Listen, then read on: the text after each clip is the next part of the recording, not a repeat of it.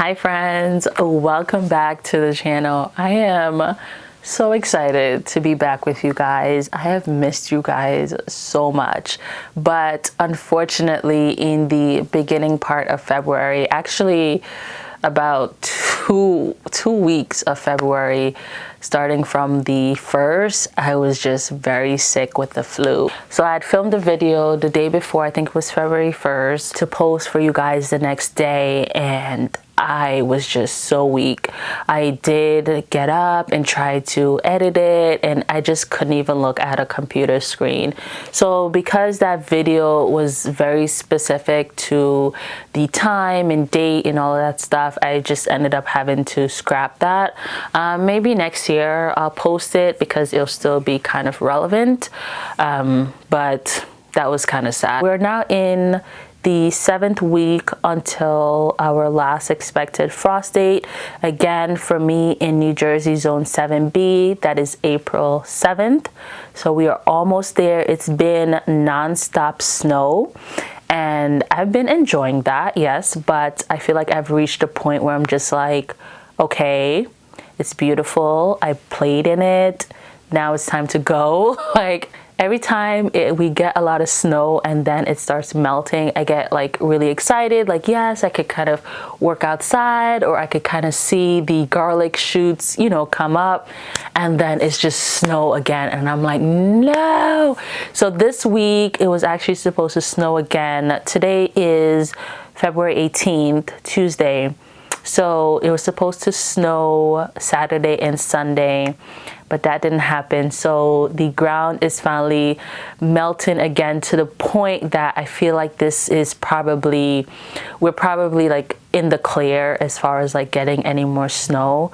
So I'm really excited. I've been going outside and checking things out, but February is like a big week for sewing. Most of my sewing that I did last year, I started them February 17th, and they worked out really well. You guys, I'll probably put up a little clip of how large they were by the time it was time to like plant them out and things like that. Or I think it was the time that I was still hardening them off. So I liked how large those plants were. I felt like that was a perfect timing, but I did want to go ahead and start some things a little bit earlier. So my brassicas, my cold hardy leafy greens, I wanted to start them either the 1st or the 2nd week of February, but that's fine. You know, better late than never, like I always say. So I actually started my brassicas couple days ago, 2 to 3 days ago, and you know, I'll have a video for that because I still wasn't fully feeling myself, but I was able to go down and start some seeds, and I think that kind of, you know, just made me a little bit more happier, and that just kind of jump-started everything, and that's why I am now in a good mood and ready to come back and kind of show you guys what I've been up to. So while I was doing that in the basement, I did go ahead and turn on my camera. I have an overhead camera right where I pot up everything. So I did just turn it on and recording myself, you know, starting most of those seeds. I am going to now switch over to the overhead video where I am planting up the different varieties and just kind of give you a general overall of like what I'm thinking, where it's going, you know, just my experience with starting those seeds. So I'm going to switch over to that right now.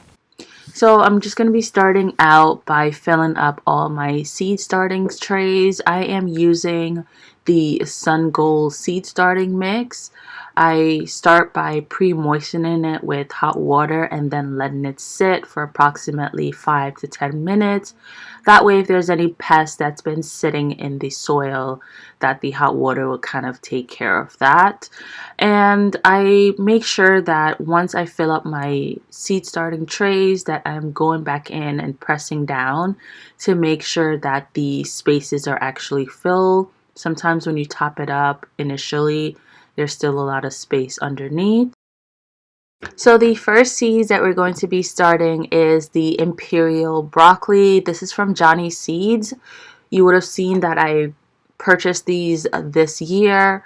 I'm excited to try these because I wanted to find a variety that is good with the warmer weather. A lot of time when you're starting these brassicas in the early spring, sometimes if you're just a little bit off in timing, it could end up being that it's growing and then suddenly the weather changes to a more warmer temperature. So this variety is supposed to be good for that. So that's why I'm giving that a try. And then we are doing the cabbages, some cauliflower, some Chinese cabbage, Brussels sprouts, and then some kohlrabi. These are going to be planted in ground in that first two garden beds at the entrance of the kind of vegetable garden area. So they are going to be needing pest protection as well as protection from the white cabbage butterfly. So that's going to be an interesting kind of setup. I'll try to maybe figure out if there's something organic that you could spray on the leaves so I'm not having to put the insect netting up. I've seen where people have done like a peppermint oil mixture, so I'm going to try that out. If that doesn't work, I'm going to go ahead and use some BT on it. So I've grown both these cabbages before, the TT Noor and the Brunswick. They are nice and flavorful. The Glory cabbage, I can't say that last word, I have not grown before, so this will be my first year trying this out. But I really want to go ahead and make some sauerkraut as well as some of my favorite Jamaican dishes. We put cabbage in just our like plain veggies, and then we also do a lot of steamed cabbage, so I'm looking forward to having that. The cauliflowers, I have been successful maybe once or twice. This year I definitely, well, this past fall I wasn't successful because again I planted them out a little bit too late. They were heading up, but then after the frost came it just collected all that moisture. So hopefully this year all will go well and I'll be able to harvest some cauliflower. I'm the only one kind of that really likes cauliflower in the house. I just like it just roasted in the oven or on the stovetop. I'm just a cauliflower lover. As far as the Chinese cabbage, I want to try my hand at making my own kimchi, and that's one of the ingredients for that. So because I love kimchi so much, it's only right that I try my hand at making my own. Plus it's kind of expensive, so if I could kind of grow it and make it, that would be superb. I'm also the only one that eats Brussels sprouts, but I love some roasted Brussels sprouts. I don't know, it's kind of a weird smell sometimes, but the convenience of just taking these like mini cabbages and just popping it in your mouth after it's roasted is just so satisfying to me. I have grown kohlrabi before. I think it was my first year gardening and I was just interested in like weird different things to grow, and then I grew it and I didn't know what to do with it, and I still don't know what to do with it. So if you guys have any kohlrabi recipes, please leave them down in the comment section, or just how to eat them. Maybe I could just like snack on them with some like salt and pepper. I don't know. Let me know what you guys are doing with kohlrabi because I am growing it again because I just enjoy that nice bright purple in the garden. So it'll be great to know how I could eat it. This is also a perfect time to start your Asian greens. I pretty much put these in my green stalk. I find that they grow exceptionally well in that there is no pest pressure. Sometimes I just have the green stalk just one layer instead of being on top of one another, and that gives me more space to put the greens, and I just steam them like I would cabbage, and I absolutely love them. These are also great to succession plant. So even though I'm starting most of these now on the 18th, I'm going to do another batch of these that I'm going to start the first week of March, and that will allow me to have multiple harvests. But as soon as it gets warm, these do have a tendency to start bolting, so you want to make sure that you're starting these out early. And as you can see, I'm covering all of my seed trays with vermiculite, and that's to help with the water, just to, if there's too much water, this will suck it up and prevent algae from growing on top. And then we have some of the vegetables that I have never grown before. Well, I did try to grow Swiss chard before, and I don't know, I think I plucked it out or something because I needed the space for something else. And then I am also growing some collards, and my friend just said, you know, I really need to try it. She's also Jamaican. I've shown you her garden before, and she was like, yeah, you need to try collards. It's really good. So I'm going to give that a try. If I don't like it, I'm just going to have her go ahead and harvest those for me.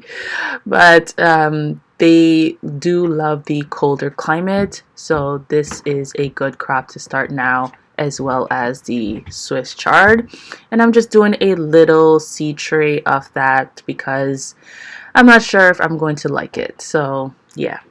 And then we're doing some kales, quite a lot of kale. I plan to have a green stalk of kale, flowers, and some other things.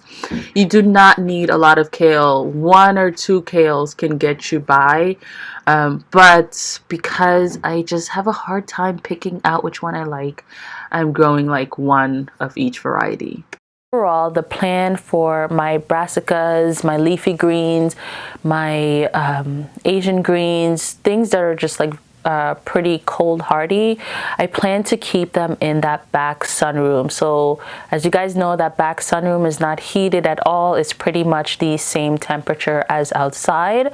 So I'm thinking if I just grow them in the back in the cold, yes, it'll be slower to come up and maybe slower to grow as well, but I think they will be more tolerant of, you know, the temperature outside, and I'll be able to plant them outside much quicker, and they'll be able to access a lot of the nutrients that is in the soil waiting for them. So I think that'll be a win-win, and I won't have to do the hardening off process, which takes me about a week. And as I'm growing more things and starting more things, I am just not into that at all. So that's going to be it for this video, you guys. Thank you so much for watching. As usual, if you have any questions or comments, leave them down in the comment section below. And I will be coming back to show you some other stuff that I'll be starting in February, as well as some, you know, little tasks in between that I have to get done before the garden season really kicks off. But I am going to leave you guys here. Thank you guys so much for watching, and I will see you in the next one. Bye.